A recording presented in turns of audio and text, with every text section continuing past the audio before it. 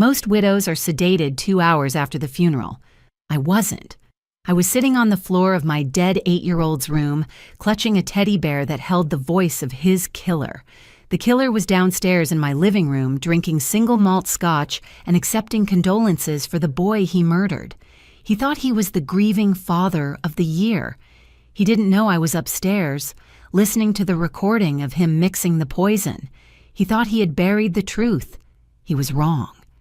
But before the bear, before the recording, and before the rage that would eventually burn my entire life to the ground, there was just the smell.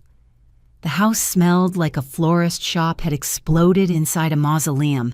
It was that sickly sweet, cloying scent of white lilies mixed with the damp, earthy stench of the mud clinging to the hem of my black dress. I hated it. I wanted to scrub the air with bleach. I was sitting on the edge of our king-sized bed, staring at a stain on the carpet. My mind felt like it was floating 3 feet above my body, disconnected, watching a woman named Ashley try to remember how to breathe. Downstairs, the hum of voices was a low, constant drone, like a hive of bees trapped in a wall. They were eating potato salad and murmuring about God's will in better places. I felt a wave of nausea roll through my stomach. It wasn't grief. It was something sharper, colder. It felt like I had swallowed a bag of ice. I stood up, my knees cracking, and walked to the bedroom door. I cracked it open just an inch. From the landing, I had a direct line of sight into the foyer. I needed to see him. I don't know why, but I needed to watch Marcus. He was standing near the front door, shaking hands with Mr. Stanford, the president of the foundation where Marcus worked as the operations director. Marcus looked devastated. His shoulders were slumped forward in a perfect arc of defeat. His eyes were red-rimmed and swollen. He was holding a glass of amber liquid, but he wasn't drinking it. He was just cradling it, like a prop. "You're holding up remarkably well, son," Stanford said. I could hear his booming baritone even from the second floor. He clapped a heavy hand on Marcus's back. "Take all the time you need. The foundation runs itself, but it needs its heart back eventually." Marcus nodded, wiping a tear from his cheek with the back of his hand. I have to be strong for Ashley," he said. His voice was rough, choked with emotion. "She's not handling it well. She's fragile. You know how she is." I gripped the doorframe until my fingernails bit into the wood. Fragile? I was the one who handled the bills. I was the one who fixed the leaking sink when he was too busy networking. I was the one who sat up with Zachary for 3 nights straight when he had the flu last winter, while Marcus slept in the guest room because he couldn't afford to get sick before the quarterly review. Watching him down there, playing the role of the sacrificial, strong husband, made my skin crawl. It felt like I was watching an actor on a stage, and I was the only one in the audience who could see the strings. Why did he look so practiced? I closed the door silently and leaned my back against it. My heart was hammering against my ribs, a frantic, erratic rhythm that had nothing to do with sorrow. It was adrenaline. It was the biological alarm system screaming that a predator was in the house.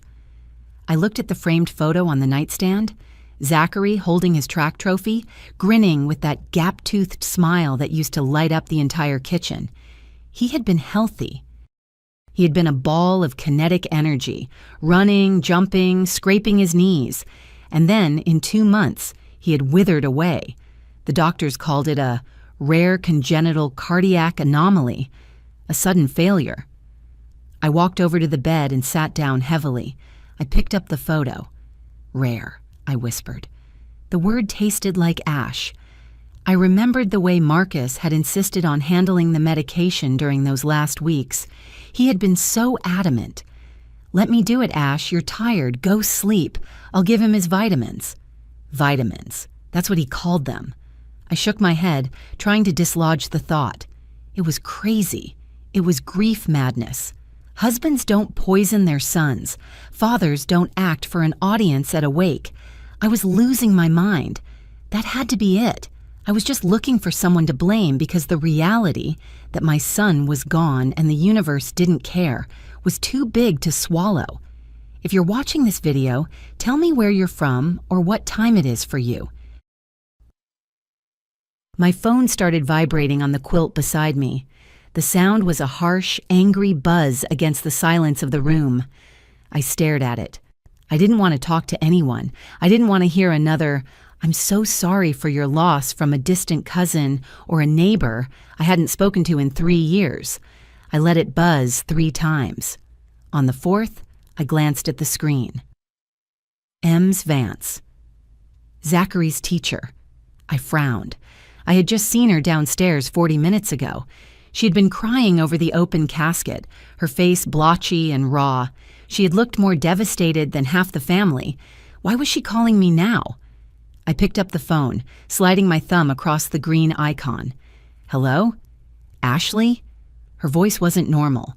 It wasn't the polite, teacherly tone she used during parent-teacher conferences. It was a whisper, a terrified, jagged whisper that sounded like she was cupping her hand over the microphone. "Ms. Vance?" I sat up straighter. "What's wrong? Are you still downstairs?" "No," she hissed. "Listen to me. Do not speak. Just listen. I don't have time." I heard a sound in the background on her end, a heavy metal clank, like a door closing in the distance, followed by the hum of an industrial fan. Her breathing was rapid, shallow, bordering on hyperventilation. "I need you to come to the school," she said, "right now, immediately." The school? I looked at the clock. It was 7:30 at night. It was pouring rain outside. "Ms. Vance, I can't. The funeral was today. I have people here. I can't just—" "Ashley, please." Her voice cracked, pitching up into a desperate squeak before she forced it back down to a whisper. "I found something. I went back to the classroom to clear out his desk before the cleaners came tomorrow. I found something in the back of his drawer, something you need to see with your own eyes." "What is it?" I asked. My grip on the phone tightened. "Just tell me." "I can't tell you over the phone. It's dangerous." Dangerous? The word hung in the air between us, heavy and absurd. What could be dangerous in a 3rd-grade classroom? "Meet me in the teacher's lounge," she continued, her words tumbling over each other. "The side door near the cafeteria is open. Park on the street, not in the lot. And Ashley—" There was a pause, a hesitation that chilled me more than the rain hitting the window. "Do not tell Marcus." My stomach dropped. "What?" "Don't tell your husband," she begged. "Don't tell anyone. Just come, please. If you ever love that boy, come right now." The line went dead. I stared at the black screen of my phone. The silence in the bedroom was sudden and absolute. My heart was no longer just hammering. It was trying to punch its way out of my chest. Don't tell Marcus. Why would she say that? She was a teacher. She was a rule follower. She was the kind of woman who color-coded her lesson plans. For her to be whispering about danger and secrecy, something was fundamentally wrong. I stood up. The lethargy that had been weighing me down all day evaporated. In its place was a sharp, vibrating instinct. It was the same instinct that woke me up 3 seconds before Zachary cried out from a nightmare. It was a mother's instinct, and right now it was screaming that I had to go. I walked to the bathroom and splashed cold water on my face. I looked at myself in the mirror. My eyes were red, my skin pale and waxy. I looked like a ghost. Good. I could use that. I needed a reason to leave, a reason that Marcus wouldn't question, a reason that played into his narrative of me being the broken, fragile wife. I grabbed my purse. I checked my pockets, keys, phone. I took a deep breath, trying to slow my pulse. I had to go downstairs. I had to look him in the eye and lie. And for the first time in 10 years of marriage, the thought of looking my husband in the eye terrified me. I opened the bedroom door and stepped out onto the landing. The noise from downstairs had quieted down a bit. Some of the guests must have left. I walked down the stairs, my hand sliding along the polished banister. Every step felt heavy, deliberate. I turned toward the front porch.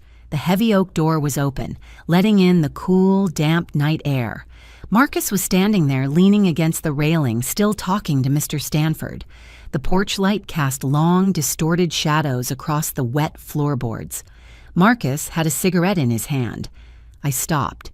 Marcus didn't smoke. He hated smoking. He used to lecture his brother about it for hours. Since when did he smoke? "It's about the liquidity, Stanford," Marcus was saying, his voice lower, stripped of the grief-stricken wobble I had heard earlier. "Once the probate clears, the trust dissolves into the guardian account. It's automatic." "Just make sure the paperwork is airtight," Stanford replied, lighting a cigar. "We don't need auditors sniffing around the foundation's assets because of a personal tragedy." "It's handled," Marcus said. He took a drag, his eyes narrowing as he looked out at the rain. "The kids' medical expenses were a drain, but the insurance payout plus the trust, it sets us up for the expansion." I froze in the hallway. The kid. Not Zachary. Not my son. The kid. And medical expenses were a drain? I felt like I had been slapped. I took a step back, my heel clicking on the floor. Marcus's head snapped toward me instantly. The cold calculation vanished from his face so fast it was like watching a magic trick. His features softened, his shoulders slumped, and the cigarette disappeared behind his back. "Ash," he said, his voice instantly tender. "Honey, what are you doing out of bed? You should be resting." He walked toward me, crossing the threshold back into the house. He reached out and touched my arm. His hand was warm, but his fingers dug in just a little too hard. It wasn't a caress, it was a restraint. I stammered. I didn't have to fake the tremor in my voice. "I have a migraine. It's blinding, Marcus. I think I left my prescription in the glove box of the car. Or maybe I need to go to the 24-hour pharmacy. We're out of the strong stuff." Marcus frowned, his brow furrowing in concern. "Oh, sweetheart, you poor thing. The stress is just eating you alive, isn't it?" He turned to Stanford, who was watching us with a pitying smile. "She gets these terrible headaches, stress-induced. She's just so delicate right now." "I need to go get them," I said, taking a step toward the door. "I just need some fresh air, too. The house, the flowers. I can't breathe in here." Marcus moved in front of me, blocking the path. It was subtle, casual, but he was a solid wall of muscle between me and the exit. No, absolutely not," he said, shaking his head. "You are in no condition to drive, Ashley. Look at you, you're shaking. You're barely standing upright." He cupped my cheek with his hand. His palm smelled like nicotine and expensive cologne. "I'll go. You go back upstairs, lie down, and I'll run to the pharmacy for you. I don't want you on the road in this rain." Toxic benevolence. He was wrapping his control in a layer of sugar so thick it almost choked me. If I let him go, I would be trapped here, and he would come back with pills and watch me take them until I was unconscious. "I really need the drive, Marcus," I said, forcing myself to look into his eyes. They were blue, clear, and utterly empty of the warmth he was projecting. "Please, I just need 15 minutes alone. I feel like I'm suffocating with all these people staring at me." I pulled away from his hand, feigning a sudden spike of pain. I pressed my fingers to my temples and groaned. "God, it hurts." "I just want to sit in the quiet car and get the medicine myself. Please, let me have this," Mr. Stanford chimed in. "Let her go, son. Sometimes a little air is the best medicine. Don't smother her." Marcus hesitated. I saw his eyes dart to the car keys in my hand, then to my face, scanning for any sign of deception. He was calculating the risk. If he stopped me too aggressively in front of his boss, it would break his character. "Okay," he said slowly, sighing as if he were making a great concession. "Okay, Ash, but 15 minutes. If you're not back, I'm coming to find you. I worry about you, you know that? You're my whole world now." "I know," I lied. "I'll be right back." I squeezed past him, Careful not to let my body flinch as I brushed against his arm, I walked out onto the porch, down the wet steps, and into the rain. I didn't run, even though every nerve in my body was screaming at me to sprint. I walked like a grieving, migraine-ridden widow until I got to my sedan. I got in, locked the door, and started the engine. As I pulled out of the driveway, I looked in the rearview mirror. Marcus was still standing on the porch, watching me. He wasn't looking at Stanford anymore. He was staring dead at my taillights, his face stripped of all emotion, watching me leave. The rain was a solid sheet of gray against the windshield. The wipers slapped back and forth, thwack, hiss, a hypnotic rhythm that did nothing to calm the chaos in my mind. I gripped the steering wheel so hard my knuckles turned white. The city lights smeared into long, blurry streaks of yellow and red. I was driving automatically, my body handling the turns while my brain tore itself apart. The trust dissolves into the guardian account. The kid. Medical expenses were a drain. The phrases kept looping.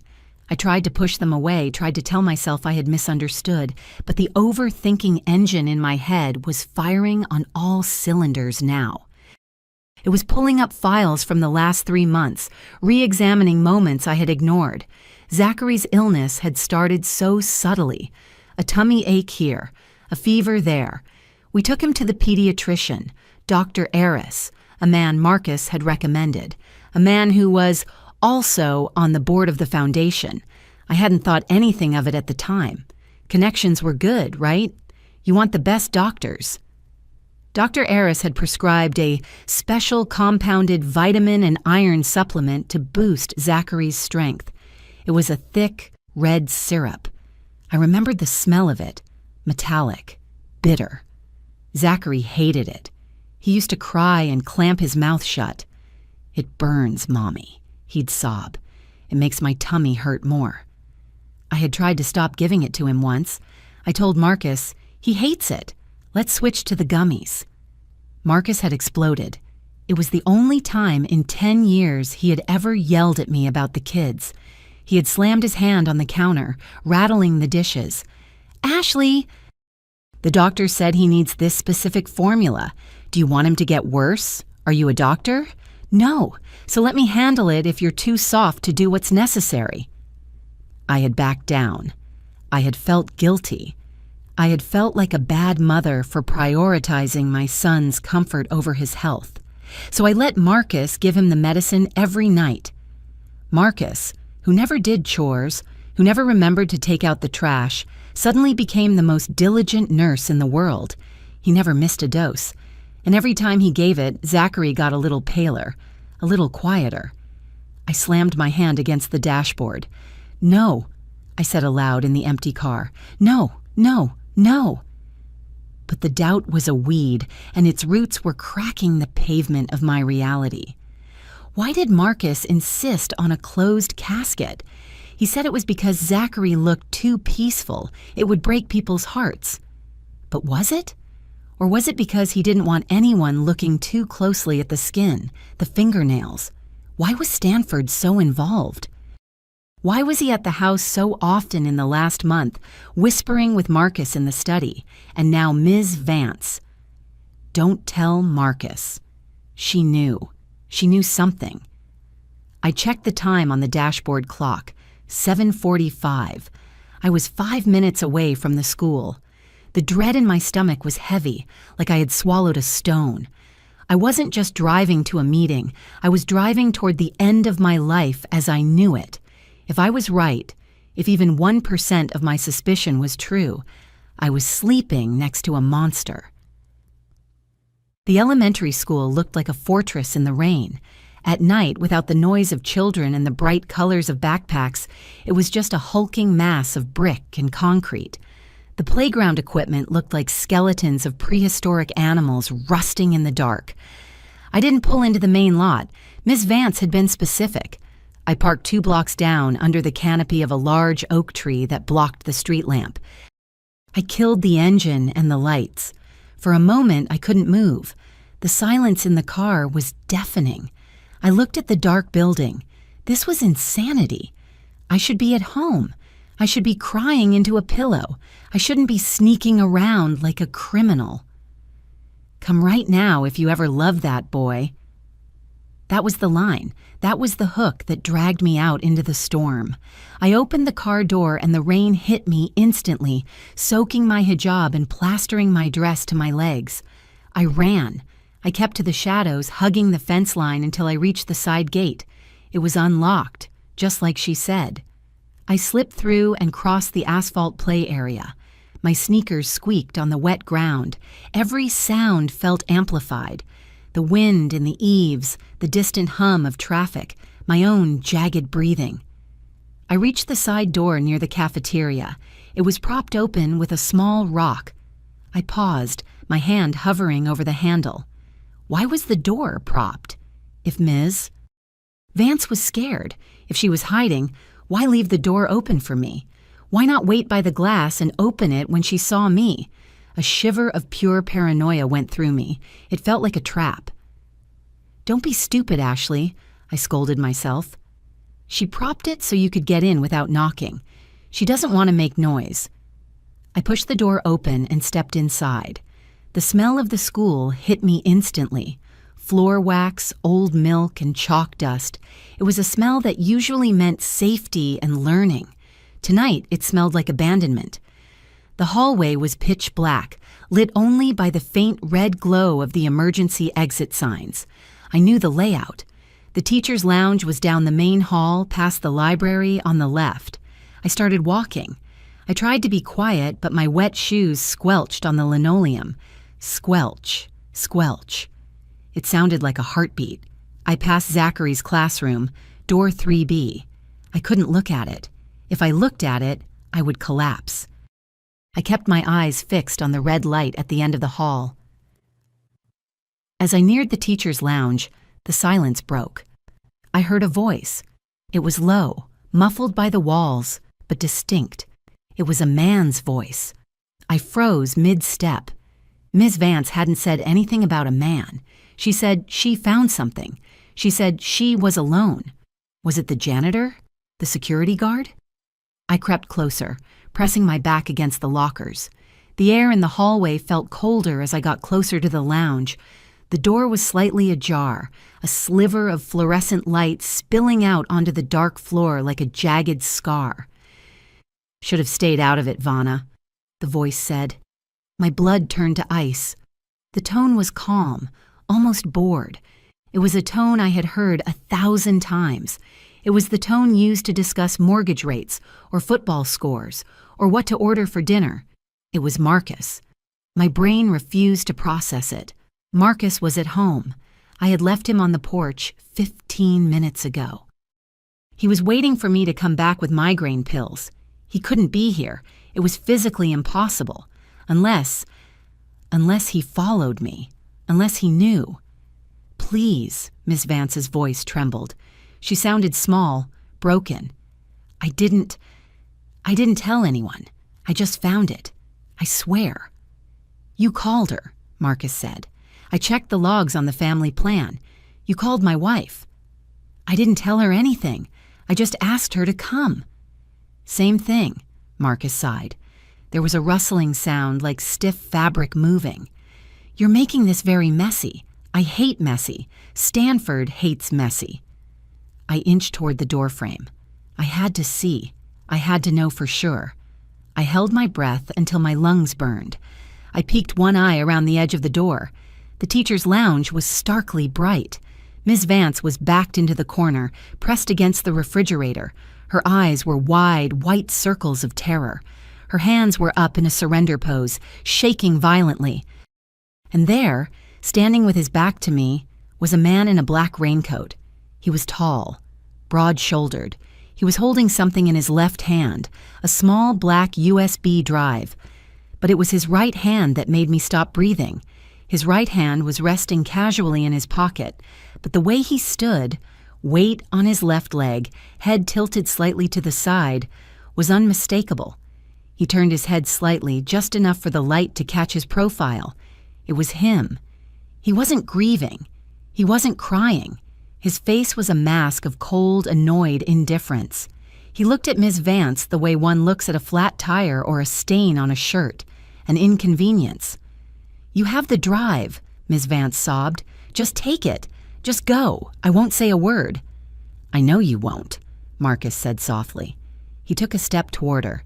I covered my mouth with both hands to stifle the scream that was clawing its way up my throat. My husband, the man who had held me while I wept over our son's coffin 4 hours ago, was cornering a terrified woman in an elementary school break room. He had beaten me here. He had tracked the call. He was the danger Ms. Vance had warned me about, and I was standing 10 feet away, armed with nothing but a migraine lie and a broken heart. I must have leaned too hard on the door frame, or maybe the floorboards just betrayed me, groaning under my weight like they were tired of holding up secrets. The sound was sharp, a distinct creak that cut through the hum of the refrigerator. Marcus spun around. The movement was fluid, military precise.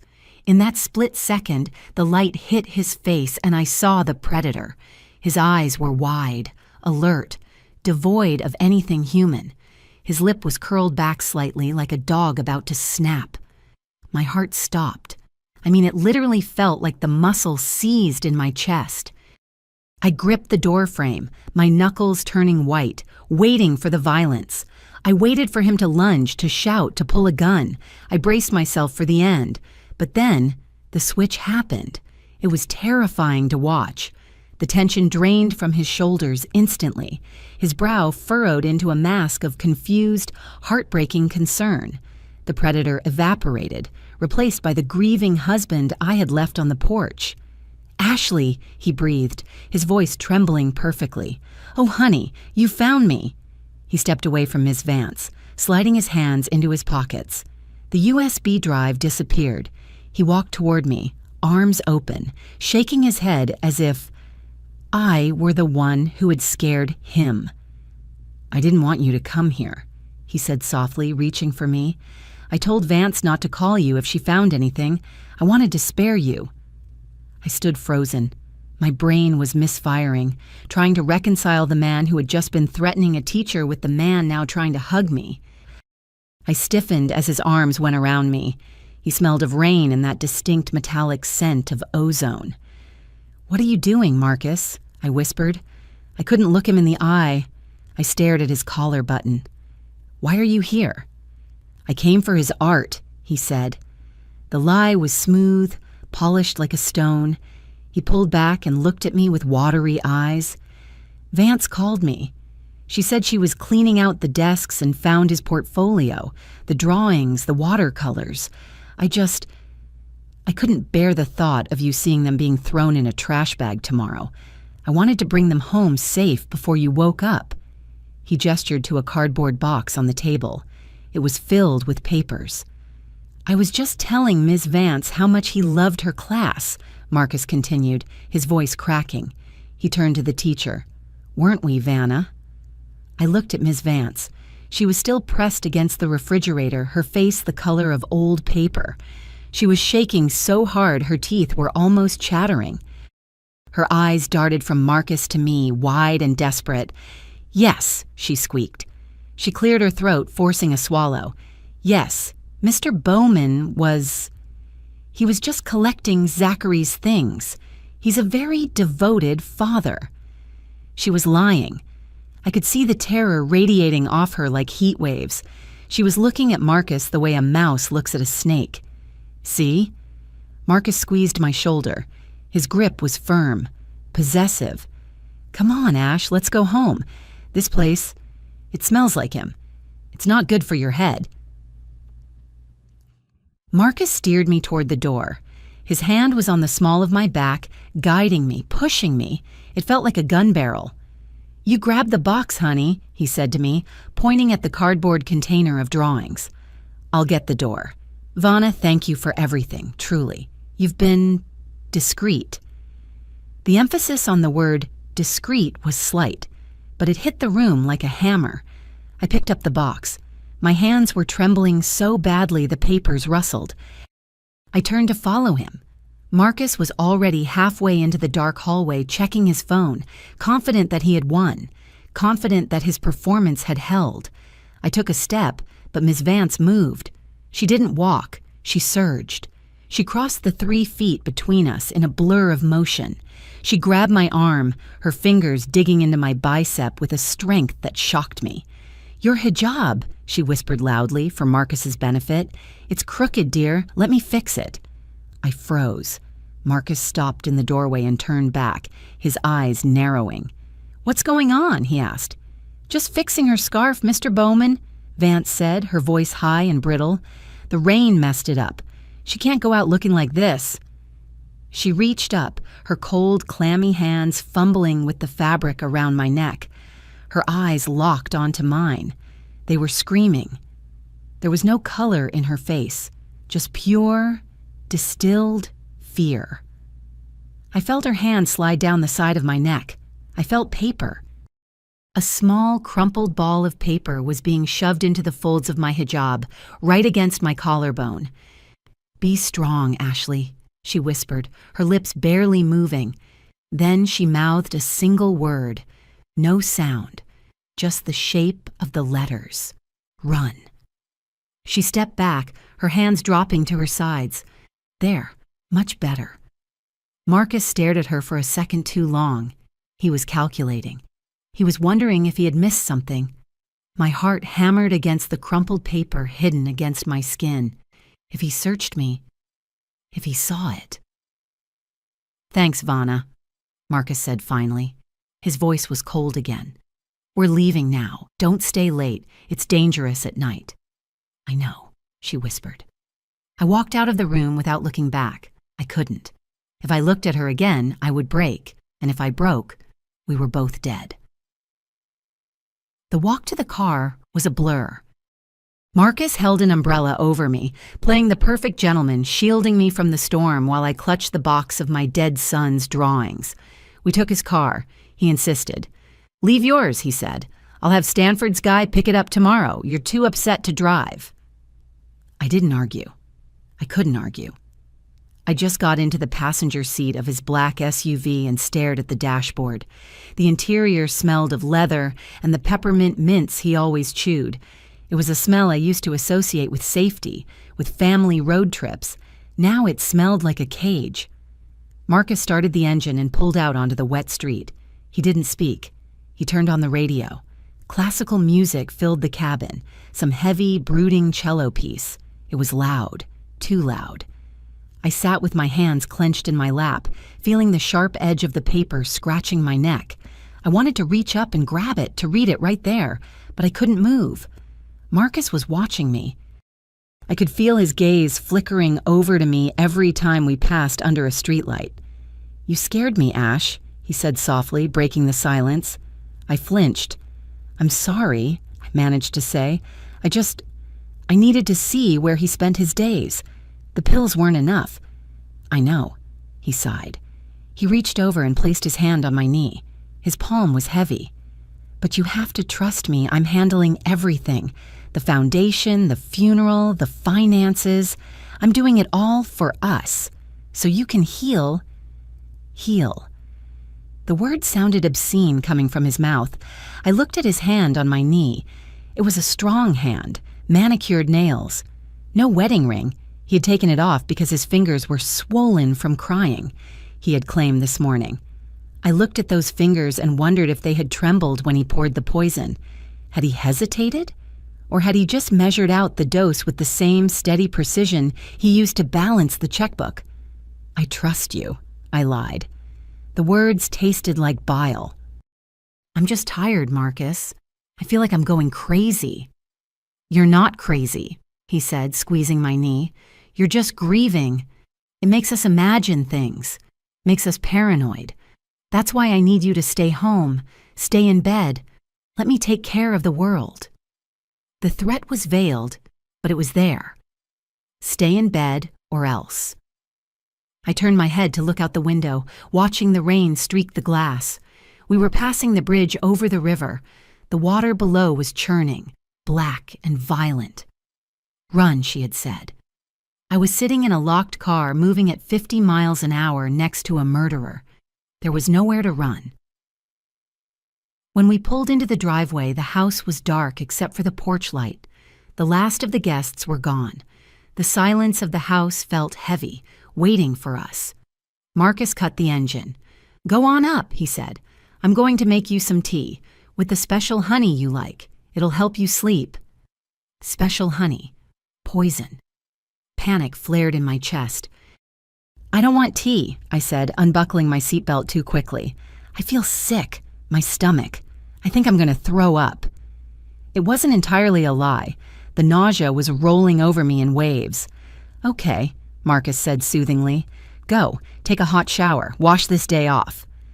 I scrambled out of the car and ran up the steps. I didn't stop in the foyer. I didn't take off my shoes.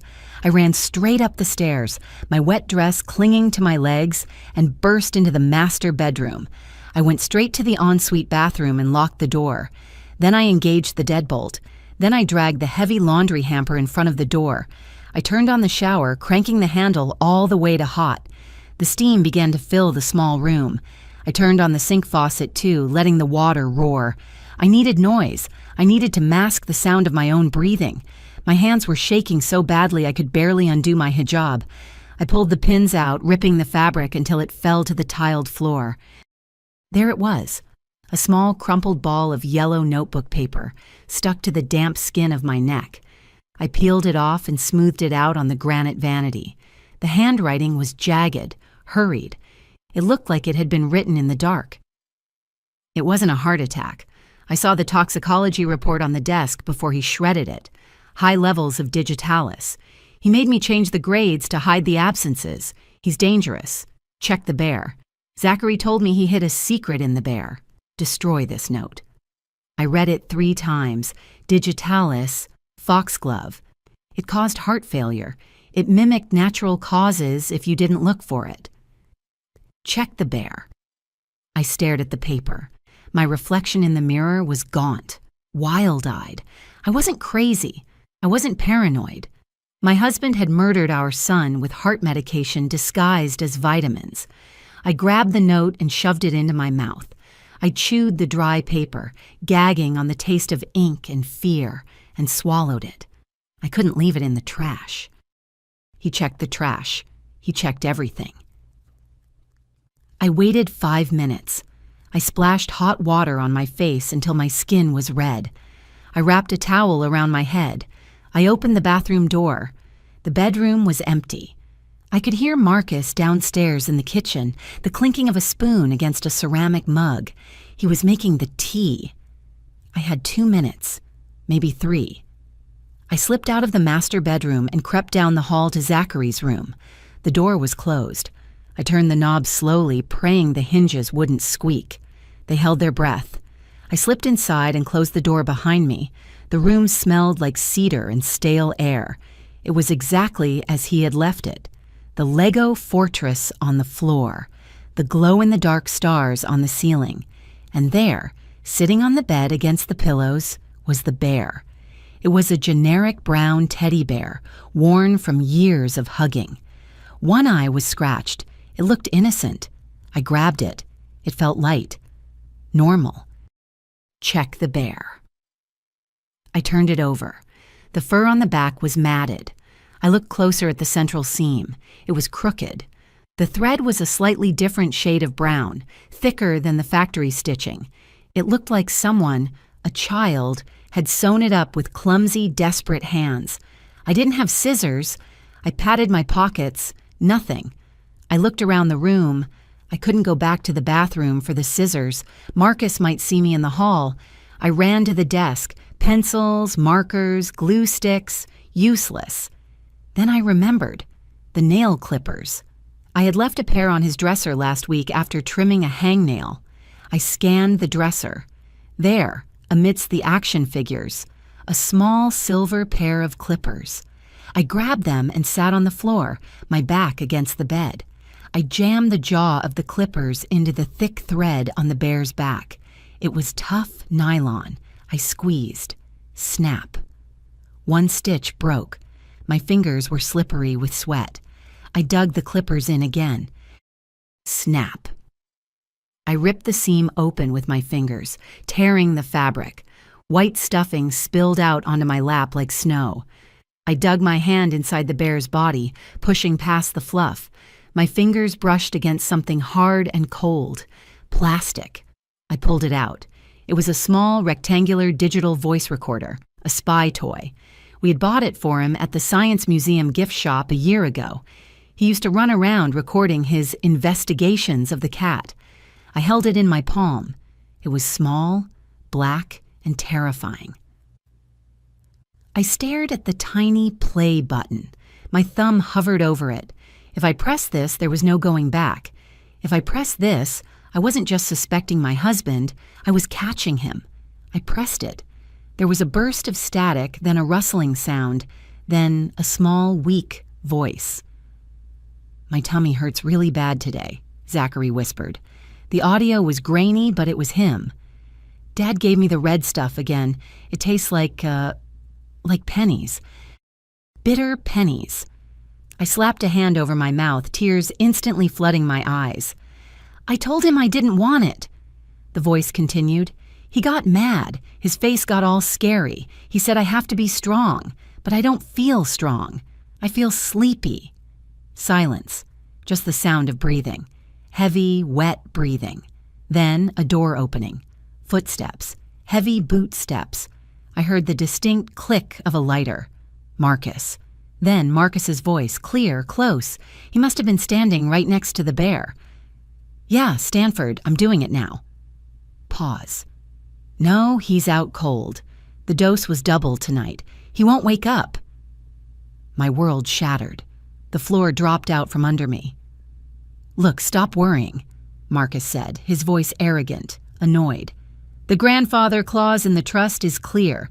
If the beneficiary dies before age 10, the assets revert to the legal guardian. That's $5 million, Stanford. Enough to cover the embezzlement and buy your silence." Pause. I know it's grim, but the kid was a drain. He was weak. Better this way. We start fresh. Just make sure the coroner is paid off. The recording ended with a beep. I sat there in the dark, surrounded by superhero posters and spilled stuffing. The kid was a drain. $5 million. Double the dose. He hadn't just killed him, he had farmed him. He had harvested my son for cash to cover up his own crimes. I wasn't sad anymore. The grief that had paralyzed me for days vanished, burned away by a white-hot, blinding rage. I stood up. I shoved the recorder into my bra, right against my heart. I wasn't going to drink his tea. I wasn't going to sleep. I was going to destroy him. Suddenly, the doorknob jiggled. "Ashley?" Marcus's voice came from the hallway. "Are you in there?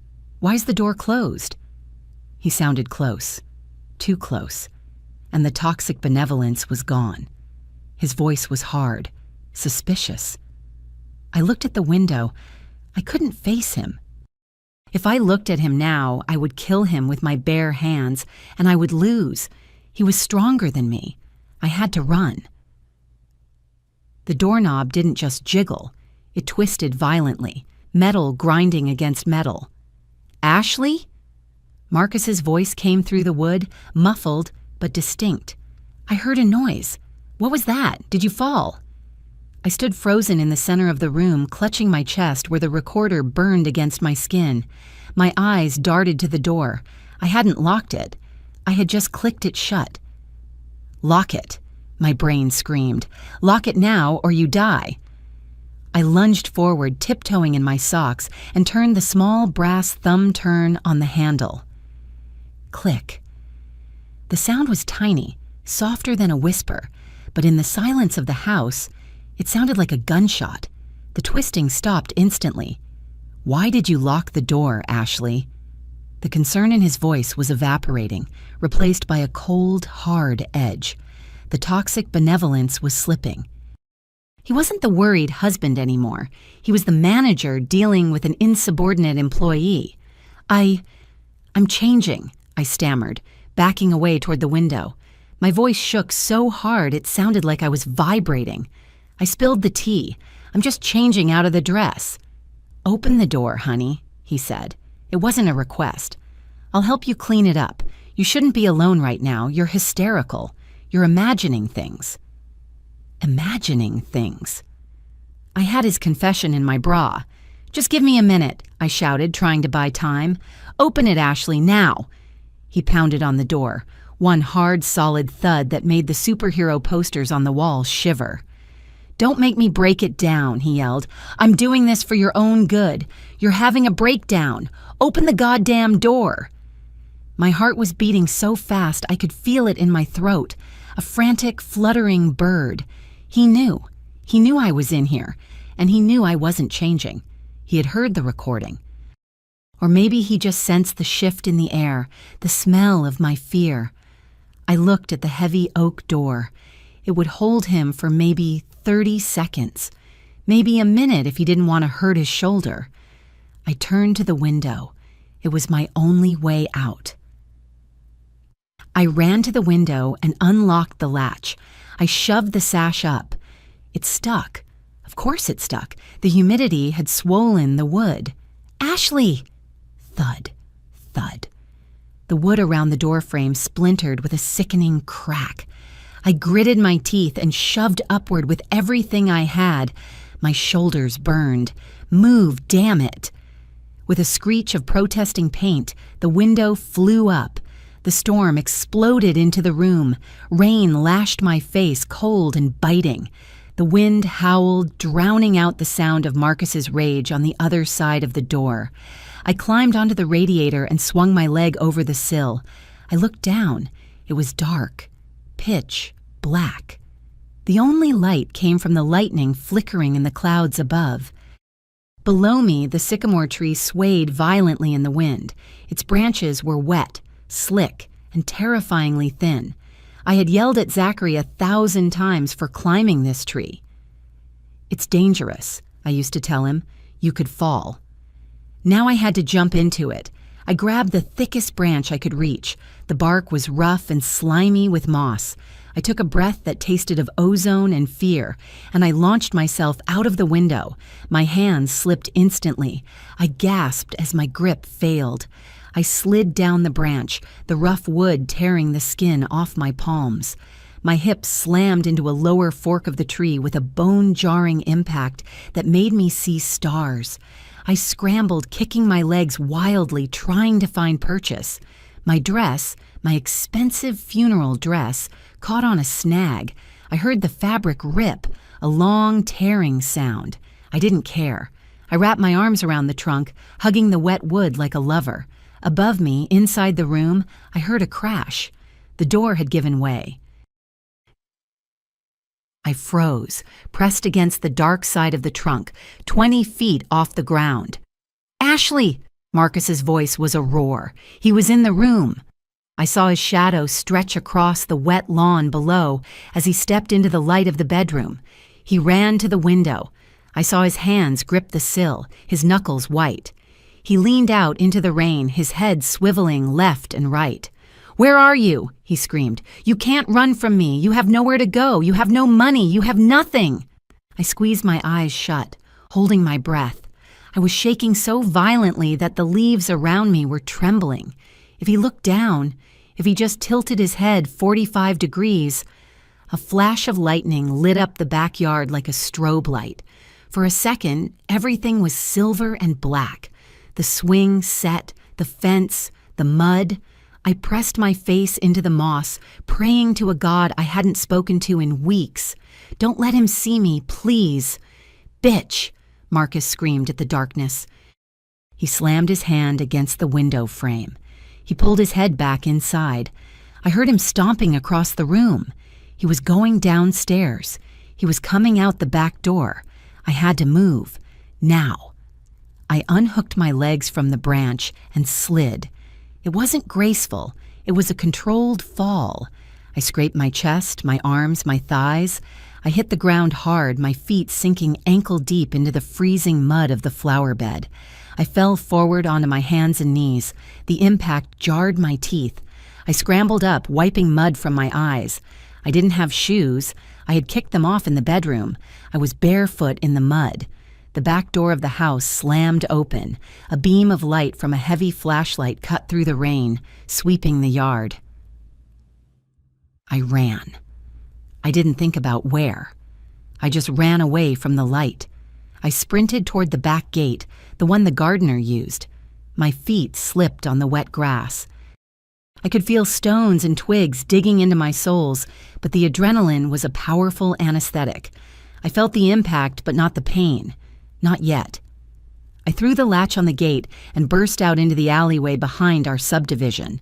It was a narrow service road paved with gravel. I turned left toward the main road. Don't look back. Don't look back. My lungs were burning. The air was cold and wet, and every breath felt like inhaling broken glass. I clutched my chest, checking the recorder. It was still there. Hard. Real. I ran past the fences of my neighbors, the Millers, the Goldsteins. I saw the warm glow of their living room windows. I saw televisions flickering. I wanted to bang on their doors. I wanted to scream for help, but I couldn't. Marcus was the HOA president. He was the guy who organized the block parties. He was the guy who loaned Mr. Miller his power washer. If I showed up on their doorstep, barefoot, bleeding, and hysterical, accusing St. Marcus of murder, would they believe me? Or would they call him? Marcus, your wife is here. She's not well. I couldn't risk it. He had spent years building this facade. He had insulated himself with charm. I was alone. I reached the end of the alley and stumbled onto the sidewalk of the main boulevard. The streetlights reflected on the wet asphalt, creating long ribbons of light. A car turned the corner 2 blocks down. Bright white LED headlights blinded me. I threw myself behind a parked delivery van, crouching in the gutter. My heart hammered against my ribs. Was it his SUV? Was it the police? The car hissed past. It was just a taxi. I let out a sob that was half laugh, half choke. I forced myself up. I had to keep moving. I had to get to a public place. I ran for another 10 minutes. My legs felt like lead pipes. The cold had seeped into my bones, making my movements jerky and uncoordinated. I saw the neon sign of a gas station in the distance. Closed.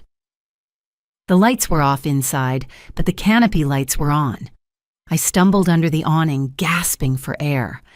I leaned against the cold brick wall and slid down until I was sitting on the concrete. My dress was a ruin of mud and ripped fabric. My feet were bleeding. I reached into my pocket. My phone. Please let it be working. Please. I pulled it out. The screen was wet. I wiped it on the driest part of my dress, my armpit. I pressed the side button. The Apple logo flickered on, then the lock screen. 4% battery. Only 4%. I tapped the phone icon. The screen didn't register my touch. My fingers were too cold, too wet. Come on, I sobbed, hitting the glass. Come on, I blew on my fingers, trying to warm them. I tried again. It unlocked. I didn't call the police. Marcus had connections. Stanford had connections. They would control the narrative before I even finished my sentence. I scrolled to K.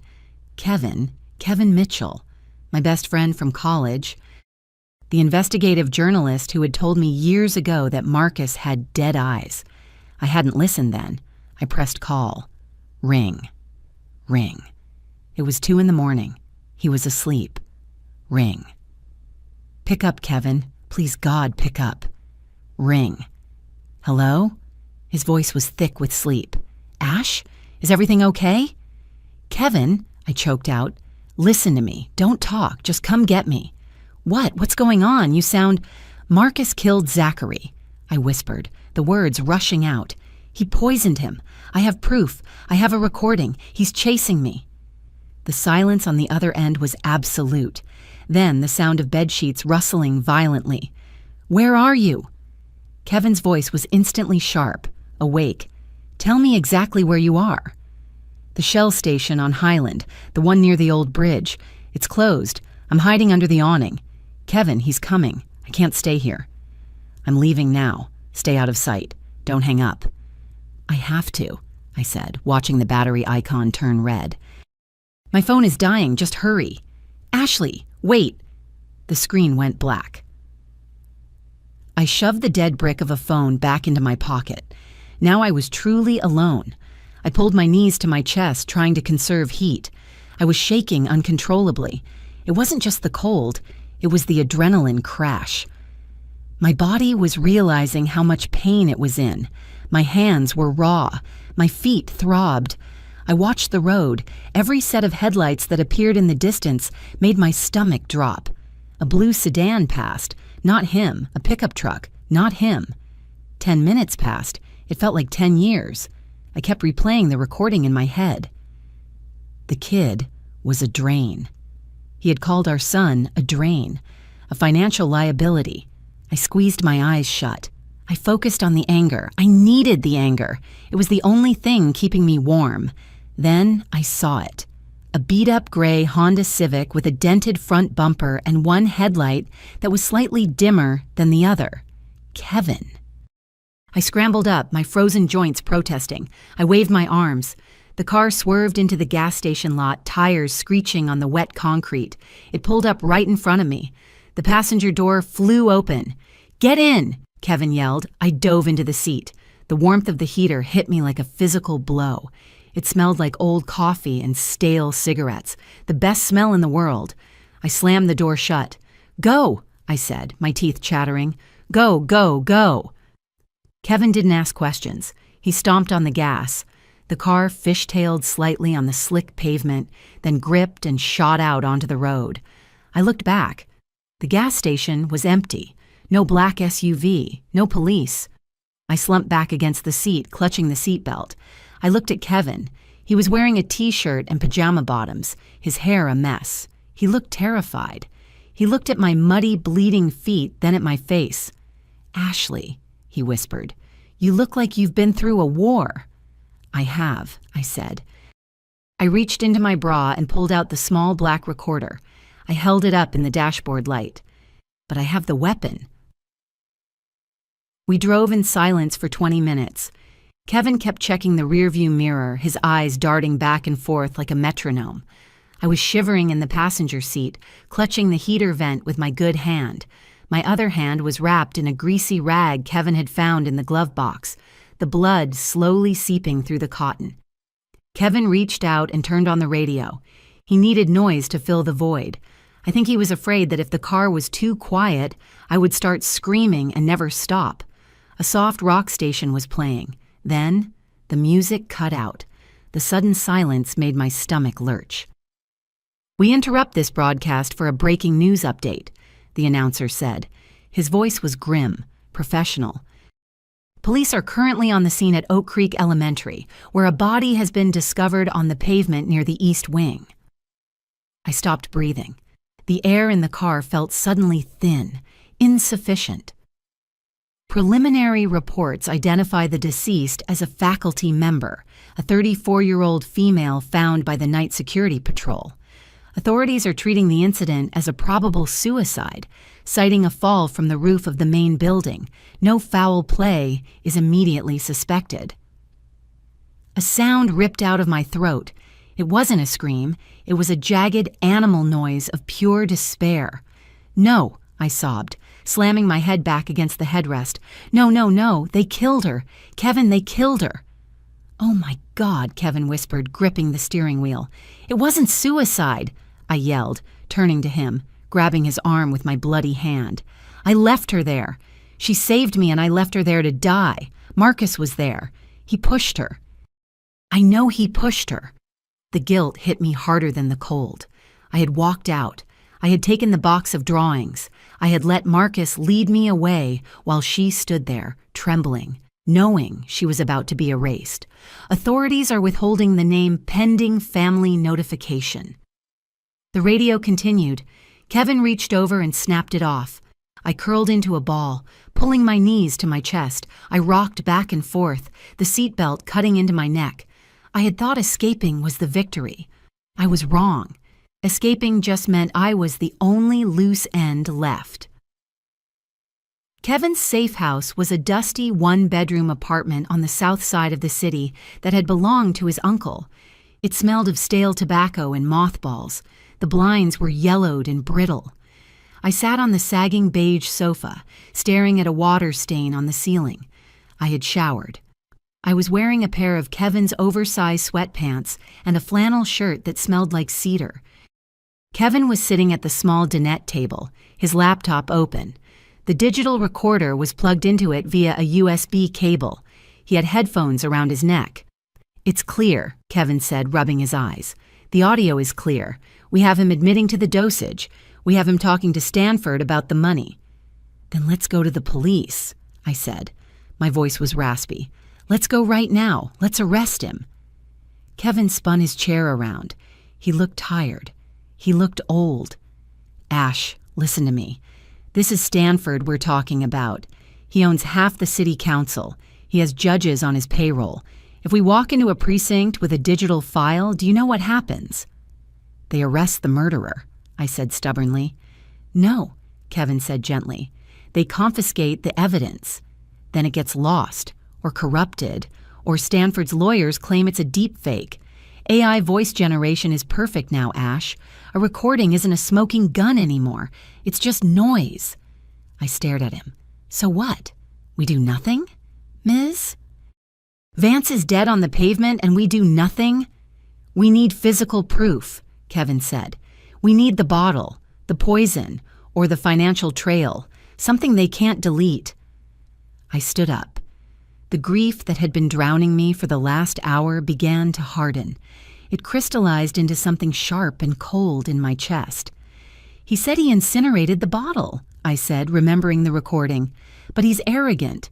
He kept the bear. He kept the drawings. He keeps trophies."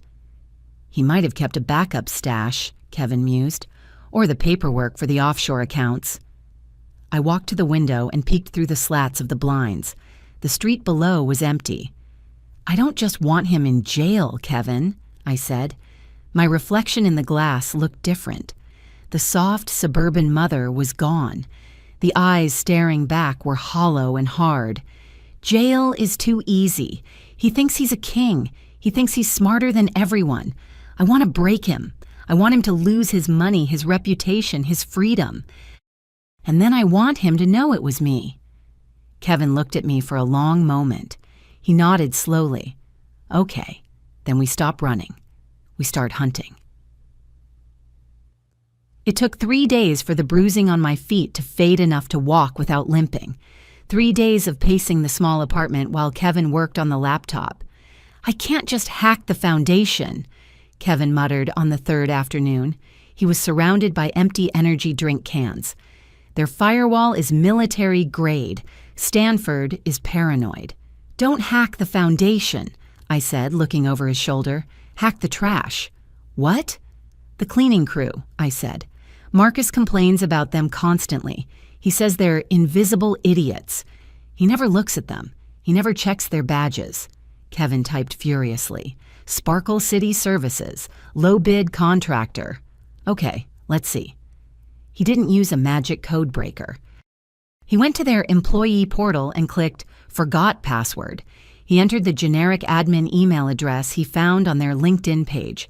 The security question popped up. "What city were we founded in?" "Seriously?" Kevin laughed. "It's in the name." He typed Sparkle City. "Access granted." "Okay, I'm in the roster," Kevin said. "I can add a temp worker for the night shift, but you can't go as Ashley Bowman." I went to the bathroom. I found a pair of rusty kitchen scissors in the drawer. I looked at my long, dark hair Marcus loved to brush, hair he said made me look regal. I grabbed a handful and cut. The sound of the blades shearing through the hair was satisfying. Snip, snip. I watched the locks fall into the sink. I cut it into a choppy, uneven bob that hung just below my ears. I found a bottle of peroxide under the sink. I bleached the ends until they were a brassy, fried yellow. I put on a pair of thick, black-rimmed glasses Kevin had found in a junk drawer. I looked at the woman in the mirror. She looked tired. She looked rough. She looked like someone who scrubbed toilets for minimum wage. "Her name is Sadie," I said, walking back into the living room, "and she starts tonight." The service entrance of the foundation building was a heavy steel door next to the loading dock. It smelled of diesel fumes and rotting garbage. I was wearing a blue polyester uniform that was 2 sizes too big. Kevin had stolen it from a laundry truck parked 3 blocks away. I pushed a yellow mop bucket toward the door, my heart hammering against my ribs like a trapped bird. "ID," the guard grunted. He didn't look up from his phone. He was a heavy-set man, bored out of his mind. I handed him the laminated badge Kevin had printed at a local copy shop. It looked cheap. It felt cheap. The guard took it. He scanned it. Beep. Red light. My stomach dropped to my feet. "Run!" my brain screamed. He knows. "Machine's acting up again," the guard muttered. He hit the side of the scanner with his fist. Whack! He swiped it again. Beep. Green light. "Go ahead," he mumbled, tossing the card back onto the counter. "Floor 12 is a mess. Someone spilled coffee everywhere." "Yes, sir," I mumbled, pitching my voice low and scratchy. I grabbed the card and pushed the bucket through the turnstile. My hands were sweating inside the rubber gloves. I was in. I took the freight elevator up. The metal box rattled and shook. I watched the numbers climb. 10, 11, 12. The elevator pinged. The doors slid open. The 12th floor was silent. The carpet was plush, absorbing the sound of the bucket's wheels. The air was cool and smelled of money, leather, mahogany, and expensive HVAC filters. I pushed the cart down the hall. I kept my head down. I knew the layout. I had been here for Christmas parties. I had stood in this hallway holding a glass of champagne while Marcus bragged to his colleagues. I reached the double mahogany doors at the end of the hall. A gold plaque read, "Marcus Bowman, Director of Operations." I swiped the key card. It clicked. I pushed the door open and stepped into the lion's den.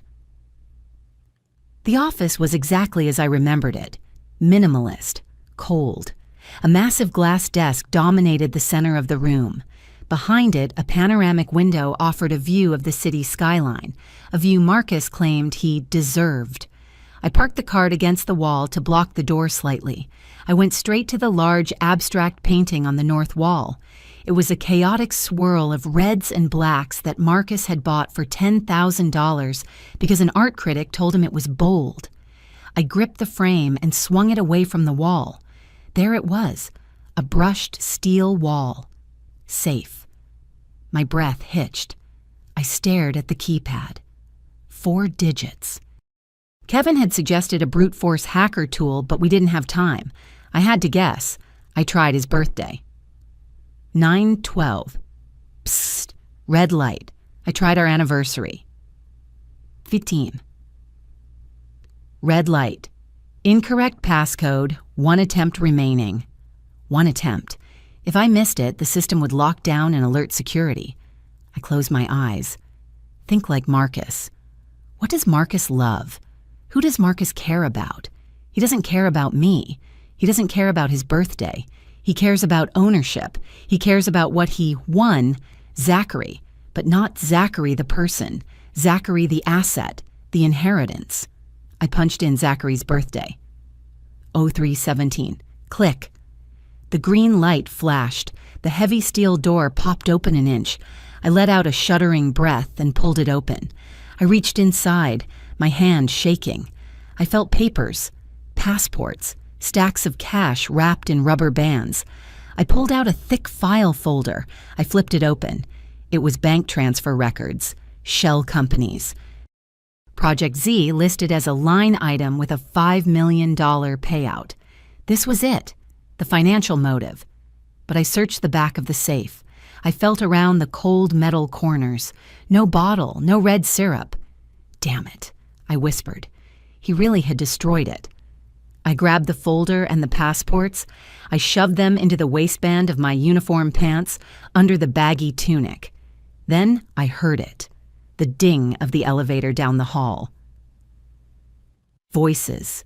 Loud voices. "You worry too much, baby," a man said. Marcus. "I'm not worrying, I'm being practical," a woman replied. Her voice was shrill, annoyed. People are talking, Marcus. The police were here yesterday asking about invoices. Simone, his executive assistant. The woman who smiled at me at holiday parties and asked about my garden.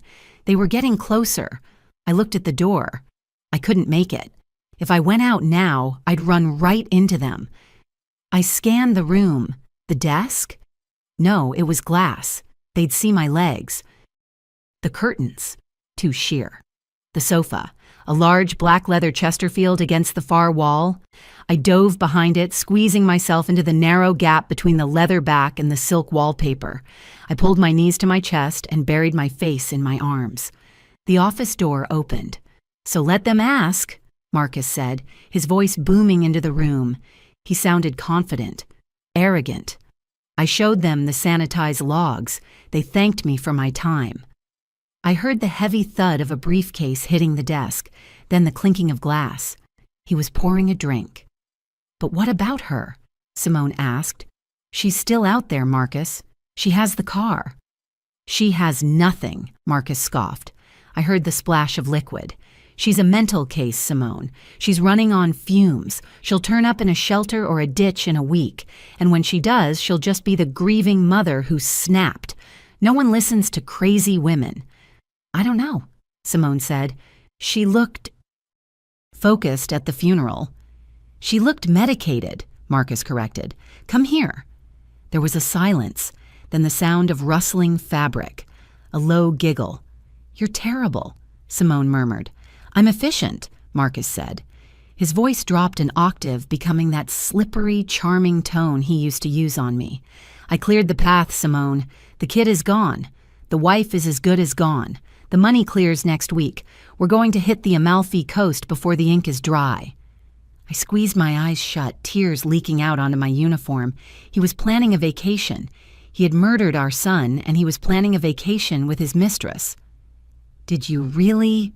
Simone's voice hesitated. "Did you really fix the bear thing? The teacher said something about a bear." "I told you," Marcus said, sounding bored. "I burned the teacher. I burned the evidence. I am the firewall, baby. Nothing gets through." "I burned the teacher." He admitted it. He admitted killing Vance. I reached into my pocket, my fingers brushing the record button on the small device I had taped there. I prayed it was picking this up. "Now," Marcus said. "Stop talking about dead people. You're ruining the mood." I heard a zipper. I bit my lips so hard I tasted blood. I wasn't just going to record them. I was going to ruin them. I stayed behind that sofa for 45 minutes. My legs fell asleep, turning into dead weights of tingling pins and needles. I listened to the wet, smacking sounds of their affair. I listened to them laugh about the stupid auditors. I listened to the ice clink in their glasses as they toasted to their future on the Amalfi Coast. Every sound was a lash against my skin. But I didn't close my ears. I let the hate marinate. I needed it to be concentrated, thick, and poisonous. Finally, the sounds of movement changed, the rustle of clothes, the zip of a dress. "Lunch at Le Bernardin?" Simone asked. "I'm starving." "Let's go," Marcus said. "I need to be seen. The grieving father needs to be seen picking at a salad." They left. The heavy door clicked shut. I waited 2 full minutes, counting the seconds by the thumping of my heart. 1 Mississippi, 2 Mississippi. I tried to stand. My knees buckled. I had to grab the back of the sofa to haul myself up, biting back a groan of pain. The room smelled of his cologne and her perfume, a sickening mix of musk and vanilla. I limped to the desk. It was spotless, organized, the desk of a man in control. I reached into the deep pocket of my cleaning tunic. My hand closed around the small, die-cast metal car. It was a red racer, chipped paint on the hood. Zachary had carried it everywhere.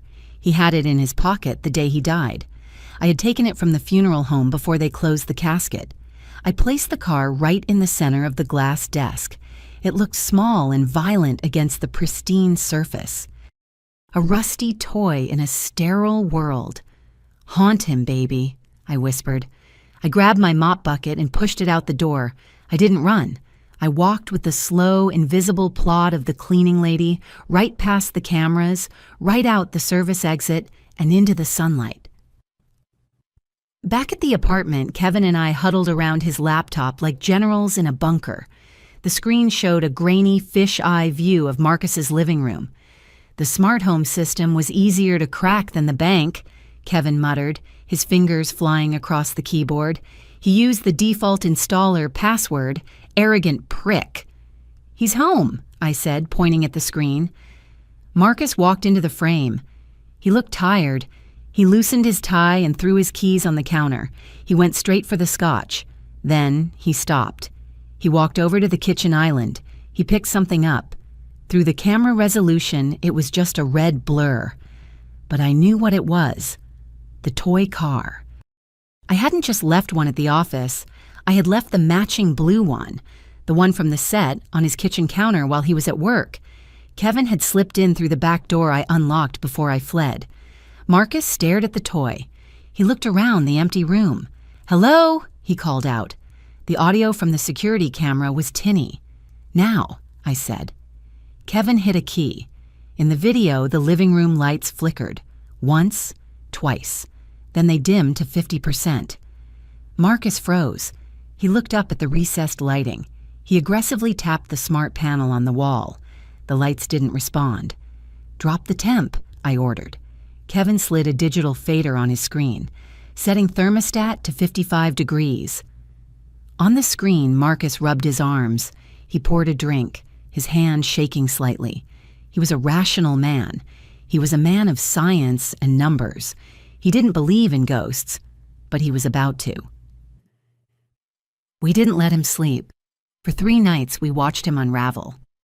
It was a slow, cruel disintegration. We watched him pace. We watched him yell at Simone on the phone, accusing her of playing tricks.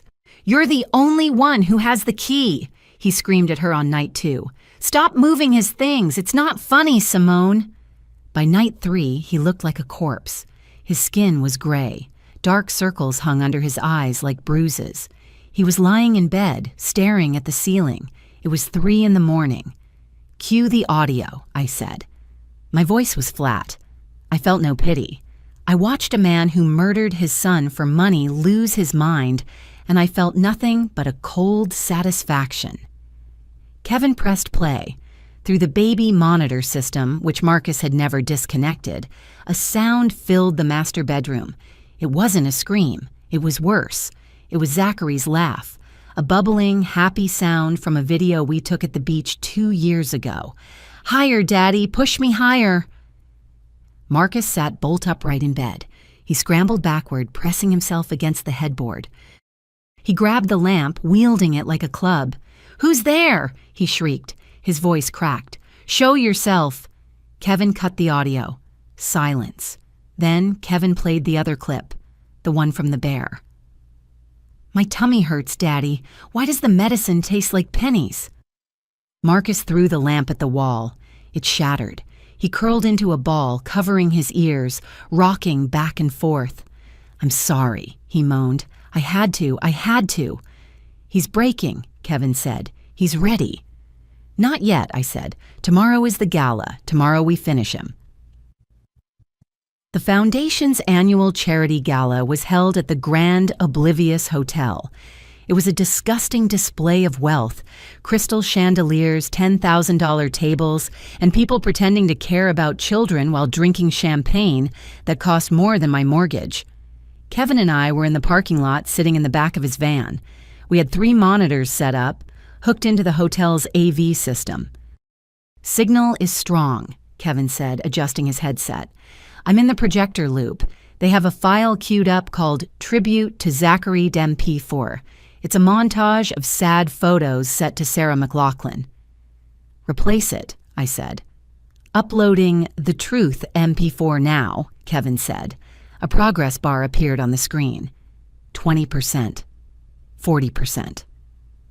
On the main monitor, we watched the live feed from the ballroom. Stanford was on stage. He was sitting in a wheelchair now. The stress of the rumors had apparently taken a toll. Or maybe it was just a sympathy prop. "And now," Stanford announced, his voice booming through the speakers, "I want to invite up a man who exemplifies strength. A man who, despite losing his own son, continues to fight for yours. Our director, Marcus Bowman." Applause. Polite, wealthy applause. Marcus walked onto the stage. He looked terrible. He had tried to cover the dark circles with makeup, but under the harsh stage lights, he looked waxen. He was sweating profusely. He kept glancing over his shoulder. "Thank you," Marcus said, gripping the podium. This is for Zachary." "Upload complete," Kevin said. "It's live." "Hit it," I said. Behind Marcus, the massive projection screen flickered. The logo of the foundation disappeared. The room went dark. Then the audio started. It wasn't soft piano music. It was the hiss of static. Then Marcus's voice, amplified to a deafening volume, boomed through the ballroom. The kid was a drain. He was weak. Better this way. The room went dead silent. The applause died instantly. On stage, Marcus froze. He looked up at the screen. A photo appeared. It was the financial document I had photographed in the safe. The Project Z transfer. Then the audio continued. "I incinerated the poison bottle. I burned the teacher. Nothing gets through." A collective gasp ripped through the audience. Chairs scraped as people stood up. Marcus backed away from the podium.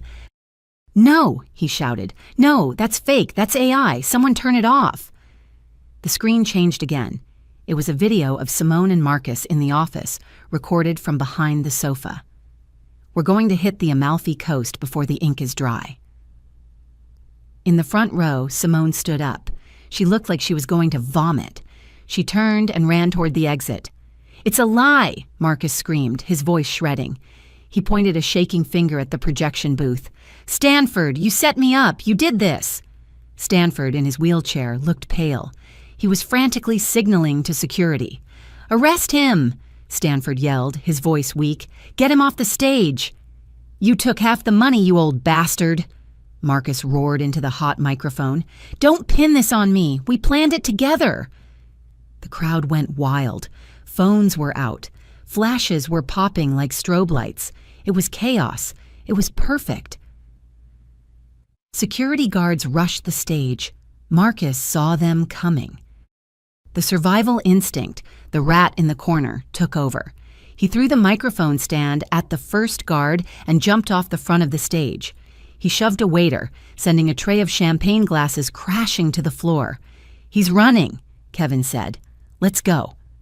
We scrambled out of the van. Marcus burst out of the hotel's side exit, sprinting toward the valet stand. He looked wild, his tuxedo torn, his eyes manic. He saw the valet holding the keys to a Porsche. He punched the kid in the face, grabbed the keys, and jumped into the car. "Stop him!" someone yelled. Marcus peeled out, tires smoking. He shot out onto the main road, running a red light. Sirens wailed in the distance. The police were already closing in. Kevin had sent the evidence packet to the district attorney 10 minutes before the video played. We jumped into Kevin's car and followed. We didn't have to go far. 2 miles down the road, at the entrance to the old drawbridge, the chase ended. The bridge was raising for a passing ship. The warning lights were flashing red. The gate was down. Marcus didn't stop. He couldn't stop. Or maybe he just didn't want to be caught. The Porsche smashed through the wooden gate at 80 miles an hour. It hit the rising concrete ramp of the bridge. The car launched into the air. It didn't make the jump. It clipped the edge of the other side, flipped mid-air, and crashed upside down onto the steel grating of the bridge deck. The sound was horrific, screeching metal and shattering glass. We pulled up behind the wall of police cars. I got out. I walked to the police line. The officers were swarming the wreck. They were pulling a man out. Marcus was alive, but he wasn't whole. The roof of the car had collapsed on his legs. His right leg, the one he used to stand so arrogantly in the office, was crushed. It hung at a sickening angle, ruined. He was screaming, a high, thin sound of absolute agony. He looked up as they dragged him onto the stretcher. Through the blood and the tears, his eyes locked onto mine. I was standing under the yellow streetlight, my short hair blowing in the wind, wearing my jeans and a simple jacket. I didn't look away. I watched him realize that I was still standing. He reached a hand out toward me, trembling. "Ash!" I turned my back on him. "It's over," I said to Kevin. "Let's go home." The leg didn't make it. Gangrene set in from the dirty metal of the bridge. Marcus lost it just above the knee. He sits in a wheelchair in a 6x8 cell now, awaiting trial. The district attorney is seeking the death penalty. They say he cries at night. They say he asks for his wife. I haven't visited. Stanford had a stroke 3 days after the arrest. He's paralyzed on his left side, drooling into a cup in a state-run nursing facility because the government seized every dime of his assets. As for the money, the $5 million plus the rest of the embezzled funds, it was a legal nightmare. But Kevin is stubborn. He dug through shell companies until he proved the money belonged to Zachary's trust. The court awarded it to me. I stood in the bank and looked at the balance, $5,200,000. It felt like blood money. I couldn't spend a cent of it on myself. So I bought the big Victorian house on the corner of Elm Street, the one with the huge oak trees and the wraparound porch. We spent a month fixing it up. We painted the rooms bright yellow and sky blue. We filled it with books and toys and soft beds. Yesterday, we hung the sign above the front gate. The Zachary House. A sanctuary for children. I walked through the front door this morning. The hallway smelled of fresh paint and baking cookies. I heard feet running on the floorboards upstairs. Laughter. I walked into the main office. There's a photo on my desk. It's not of Marcus. It's of Zachary smiling his gap-toothed smile, and next to it, a photo of Ms. Vance. I sat down and picked up the phone. "Zachary House, this is Ashley," I said. "How can we help you?" I'm not a victim anymore. I'm a guardian. And for the first time since I found that bear, the silence in my head isn't heavy. It's peaceful. If this story resonated with you, leave a like and consider subscribing. You can also drop any comment below, even just one word. Maybe tell me where you're watching from or what time it is right now. Sometimes one word is enough to say you were here.